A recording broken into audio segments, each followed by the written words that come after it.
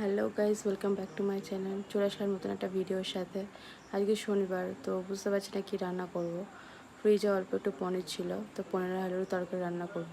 চলো ভিডিওটা শুরু করি। তো এখানে 150 গ্রাম মতন পনির আছে, চলো এটাকে কেটে নিই। পনিরটা সেদ্ধ করার জন্য আমি এখানে গরম জল বসিয়ে দিলাম। আমি এখানে 2টো আলু কেটে ধুয়ে নিয়েছি। এখানে আমি পনিরটা কেটে নিই, আর এখানে আমি পনিরের মশলাটা রেডি করে নিয়েছি।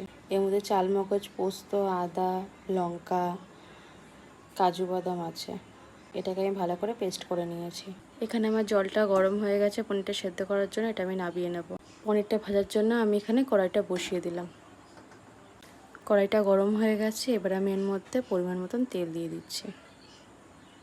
এখানে আমার তেলটা গরম হয়ে গেছে, আমি এবার পনিরটা ভেজে নেব। আমি অল্প পরিমাণ লবণ দিয়ে দিচ্ছি এর মধ্যে। এবার আমি পনিরটা ভালো করে ভেজে নেব। তো আমি এখানে পনিরটা হালকা করে ভেজে নিয়েছি। এবার এটাকে আমি গরম জলে তুলে নেব। এখানে আমি ভেজে রাখা পনিরটা গরম জলে দিয়ে দিচ্ছি। এই তেলের মধ্যে আমি শুকনো লঙ্কা, তেজপাতা ফোড়ন দিয়ে দিচ্ছি। গোটা গরম মশলাও দিয়ে দিলাম। অল্প পরিমাণ সাদা জিরে দিয়ে দিচ্ছি। এবার এই তেলের মধ্যে আমি আলুটা ভেজে নেব। আলুটা ভাজার সময় এর মধ্যে আমি অল্প পরিমাণ লবণ অ্যাড করছি। এবারে আমি আলুটা লাল লাল করে ভেজে নেব। তো আমার এখানে আলুটা লাল লাল করে ভাজা হয়ে গেছে। এবারে আমি যে মশলাটা করে রেখেছিলাম সেটা আমি এর মধ্যে দিয়ে দেবো। মশলাটা দিয়ে দিলাম। এবার আমি এর মধ্যে অল্প পরিমাণ হলুদ গুঁড়ো অ্যাড করছি, অল্প পরিমাণ জিরে গুঁড়ো অ্যাড করছি, আর সামান্য একটু কালারের লঙ্কা অ্যাড করছি।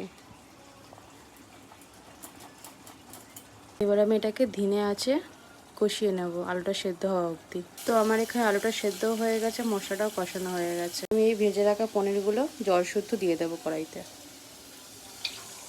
এবার ঝোলটা ফুটে উঠলে আমি নামিয়ে নেব। এখানে ঝোল ফুটে গেছে, এবার আমি ঘি আর গরম মশলা দিয়ে নামিয়ে নেব।